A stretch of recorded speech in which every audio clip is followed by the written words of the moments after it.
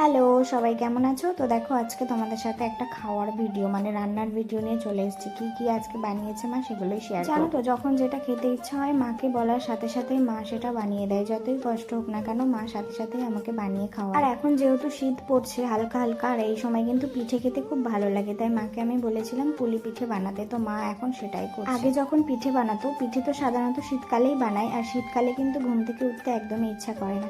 কিন্তু যেদিন মা পিঠে বানাতো সেদিন আমি ভোরবেলা উঠতাম পিঠে খাওয়ার জন্য। আর পিঠে তো অনেক ধরনের হয় তাই না, পুলি পিঠে, তেলে পিঠে, আরও অনেক সরা পিঠে, কিন্তু আমার পুলি পিঠেটাই বেশি পছন্দ, তাই আমার মা আমার জন্য পুলি পিঠে বানিয়েছে। আর জানো তো, খেতে দুর্দান্ত হয়েছিল, দারুণ লাগে খেতে। আর পিঠে সাধারণত বাসি হলে কিন্তু আরও বেশি ভালো লাগে। তারপরে আরেকটা নারকেল ছিল, মা বললো যে নাড়ু করবে। আমি বললাম মা কষ্ট করে আর করতে হবে না। মা বললো একটা আছে আমি করে ফেলি।